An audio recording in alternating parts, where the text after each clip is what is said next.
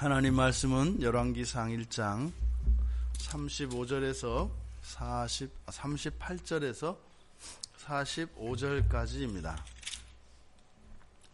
우리 같이 한 목소리를 함께 읽겠습니다.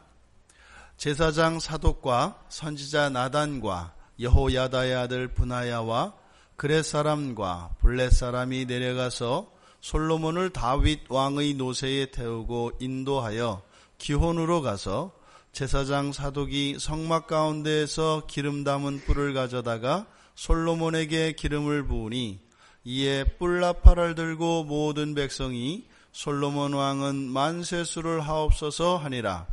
모든 백성이 그를 따라 올라와서 피리를 불며 크게 즐거워하므로 땅이 그들의 소리로 말미암아 갈라질 듯하니 아도니야와 그와 함께한 손님들이 먹기를 마칠 때에 다 들은지라. 요압이 뿔나팔 소리를 듣고 이르되 어찌하여 성읍 중에서 소리가 요란하냐. 말할 때에 제사장 아비아달의 아들 요나단이 오는지라. 아도니야가 이르되 들어오라. 너는 용사라. 아름다운 소식을 가져오는도다.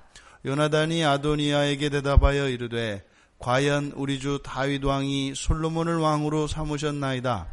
왕께서 제사장 사독과 선지자 나단과 여호야다의 아들 브나야와 그렛 사람과 블렛 사람을 솔로몬과 함께 보내셨는데 그들 무리가 왕의 노새에 솔로몬을 태우다가 제사장 사독과 선지자 나단이 기온에서 기름을 부어 왕으로 삼고 무리가 그곳에서 올라오며 즐거워하므로 성읍이 진동하였나니 당신에게 들린 소리가 이것이라. 아멘. 여호야다가 깜짝 놀랐습니다. 그리고 이 소리의 정체를 알고자 했습니다. 다윗 왕이 사독과 나단 그리고 브나야에게 명령했던 그 대관식 기름 부음이 왕에게 솔로몬에게 기름 부음이 행해졌습니다. 명령한 대로 그대로 이루어졌습니다. 성막에 관유를 가져다가 솔로몬에게 기름을 부었고 또 뿔나팔을 들고 크게 즐거워하며 솔로몬 왕은 만세수를 하옵소서. 그래서 온 천하에 다윗을 이어 솔로몬이 왕이 된 것을 선포하였고 온 백성들이 이것으로 기뻐하고 있습니다. 그때 이제 솔로몬과 함께 성읍으로 백성들이 따라오며 피리를 불고 즐거워하는 거죠. 여기에 이제 과장법이 사용됩니다. 그래서 굉장히 마치 하나님도 이것에 대하여 기뻐하시는 것처럼 하나님이 시내산에서 나타나실 때 시내산이 땅이 진동하였던 것처럼 백성들의 기뻐함이 땅이 갈라질 듯하다. 아무리 기뻐한다고 그러게 하겠습니까? 이렇게 과장법을 쓴 것은 온 백성들이 한 마음으로 기뻐한 것, 그리고요 하늘과 땅의 주제이신 여호와 하나님이 그 기쁨에 참여하시는 것 같은 그런 인상을 주기 위한 것입니다. 근데 이때가 바로 이제 아도니아 나름대로 이제 왕자들도 같이 했죠. 대소신료들이 함께 했죠. 많은 이제는 군대 총사령관 요압도 함께 했죠. 그러니까 이거는 뭐 거의 확정되어진 것 같은 그런 상황이었습니다. 그래서 어제 말씀드렸던 것처럼 성경에는 자세히 기록하고 있지 않지만 분명히 아도니아에게도 기름 부음과 이러한 대관식이 있었을 것이다. 다 펼쳐놓고 다윗 왕의 최종 허가만 기다리고 있었던 거였죠. 그랬던 아도니아에게 들려온 것은 다윗 왕으로부터 왕위를 물려준다라고 하는 소식이 아니라 큰 소리를 들었던 겁니다. 더군다나 이 뿔나팔 소리는 곧 왕이 탄생한 것을 의미한다고 했는데 이 뿔나팔 소리를 요압이 들었던 거죠. 지금 이렇게 궁금해하고 있는 아도니아와 그 무리들에게 그 소식이 전해져 옵니다. 42절에 보면 아비아달의 아들 요나단이 오는지라 아도니아가 이르되 들어오라 너는 용사라 아름다운 소식을 가져오는도다. 이 말은 지금 이제 요나단을 보냈고 이것이 도대체 무슨 일인가 알아보도록 보낸 겁니다. 그리고 그 요나단이 들어오니까 이제는 궁금했던 아도니아가 이제 그 답을 속 시원히 알게 되었으니까 그 기대하는 마음으로 이거는 그냥 듣기 좋으라고 하는 소리죠. 너는 용사라 아름다운 소식을 가져오는도다. 심부름을 시켰고 심부름을 잘했다고 이제 칭찬을 하는 겁니다. 근데 성경에 보면 참 재밌는 게 이런 것들입니다. 마음에 없는 소리, 그리고 속이려고 하는 소리인데 그게 진리인 경우입니다. 그러니까 지금 아도니아가 요나단, 아비아달의 아들 요나단에게 한 이 말은 이렇게 무슨 의미가 있는 말이거나 여기에 뭐 믿음이 실려 있는 그런 말이 아닙니다. 그래서 단지 자신의 심부름을 다녀온 요나단에게 아첨하는 소리죠. 듣기 좋으라고 하는 소리일 뿐입니다. 그런데 여기서 아름다운 소식, 이 아름다운 소식이라는 것은 신약성경의 복음하고 같은 뜻입니다. 좋은 소식. 그러니까 우리가 복음이라고 하는 그 복음에 해당하는 말이 여기에서 말하는 아름다운 소식입니다. 너는 용사라 복음을 가져오는도다. 그런데 이 요나단이 전해준 소식이 뭐였어요? 43절에 보면은 우리 주 다윗 왕이 솔로몬을 왕으로 삼으셨나이다. 아도니아에게는 결코 이것이 아름다운 소식이 아닙니다. 좋은 소식, 복음이 아니라 말이에요. 이거는 청천벽력할 하늘이 무너지는 그런 소리입니다. 아도니아는 죽게 된 거예요. 자기가 왕이 될 것이라고 세를 과시하고 드러냈는데 동생인 솔로몬이 왕이 됐다는 겁니다. 그런데 이것을 아름다운 소식을 가져온다고 자기 입으로 이야기했잖아요. 그러니까 솔로몬이 왕이 된 것은 아름다운 소식입니다. 그런데 정작 자신에게는 그것이 아름다운 소식이 되지를 않습니다.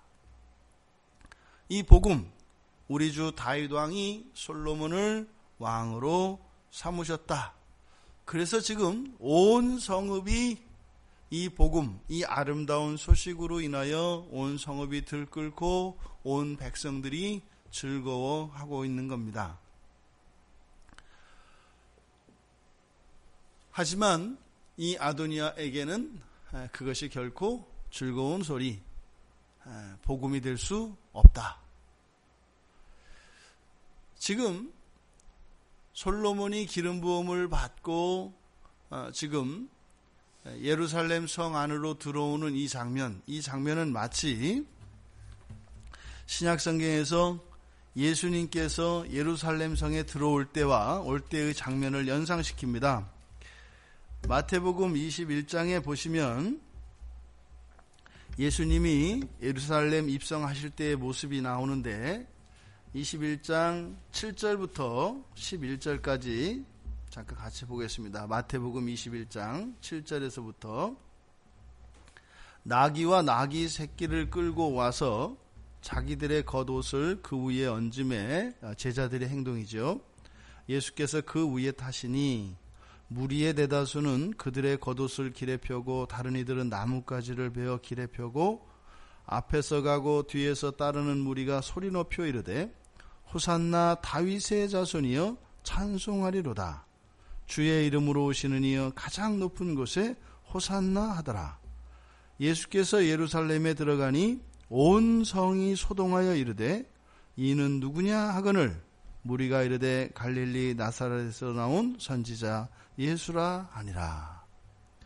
지금 솔로몬이 다윗으로부터 왕위를 물려받고 왕이 되어서 예루살렘으로 들어올 때 일어났던 그 백성들의 모습이 그대로 신약에서 재현되어집니다.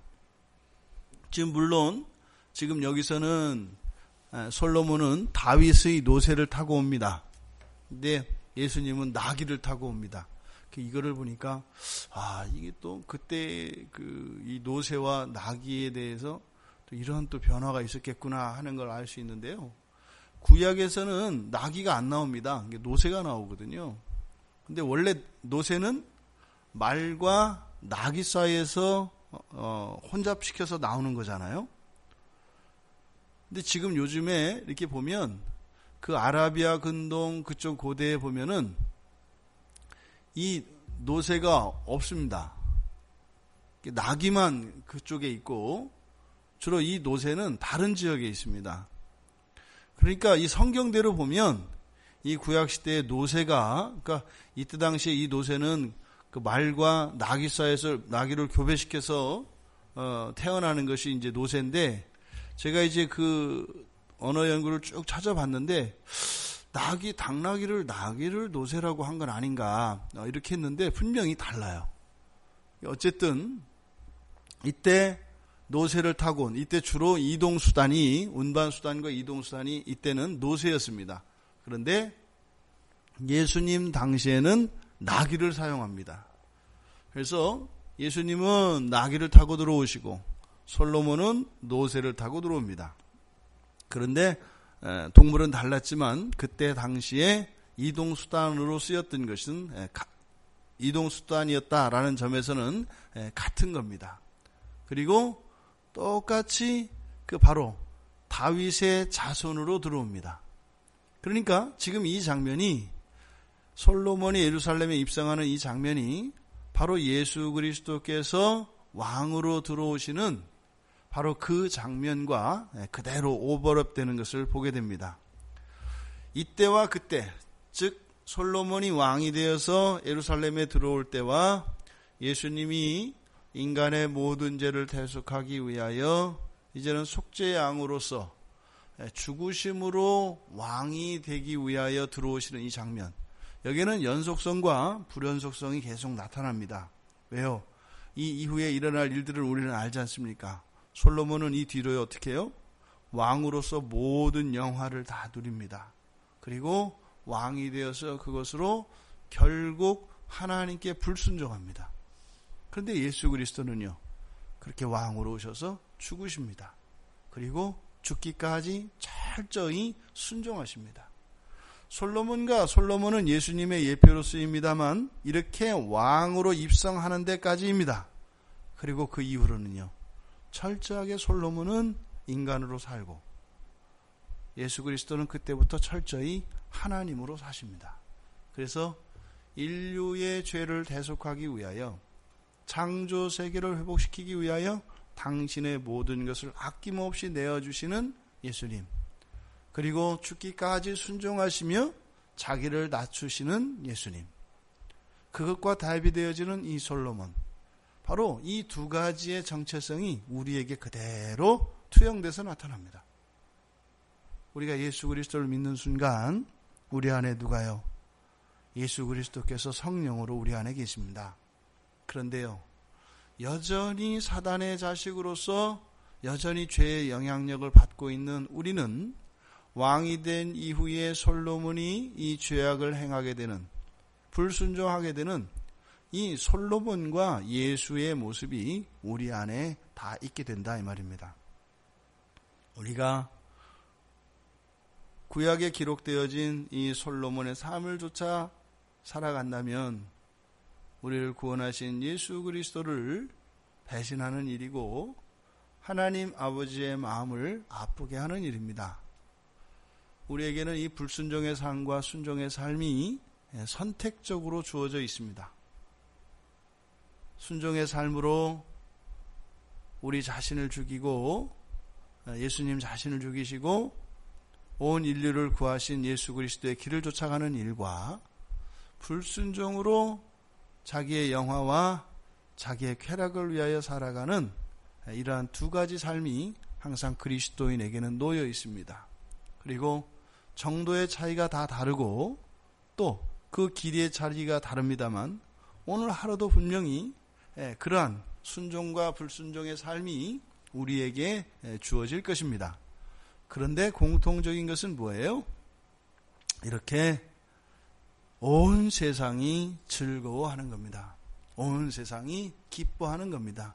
복음이라는 게 이런 거지요. 세상 사람들이 이렇게 궁금해할 정도로 복음은 온 성읍을 즐겁게 하며 땅이 갈라질 듯한 기쁨이 있는 것이라고 성경은 이야기합니다. 그 복음이 우리에게 주어져 있습니다.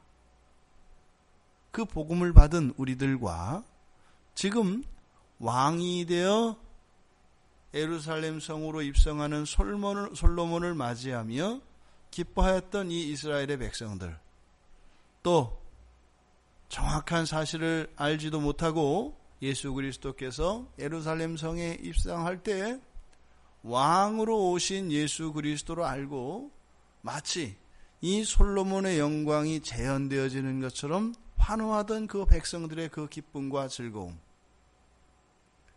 그리고 그 복음을 맛보고 이미 그 복음의 은혜 안에 있는 우리들의 기쁨, 그것이 어떤 차이가 있는지, 그리고 정말 그 복음과 함께 그 복음을 따라 살기를 원하고 있는지 우리 각자에게 질문하며 성령께서 주시는 그 마음을 따라 복음이 주는 그 기쁨으로 즐거워하되 또한 복음으로 순종의 삶을 살 수 있는 우리들이 될 수 있기를 주님의 이름으로 축원드립니다.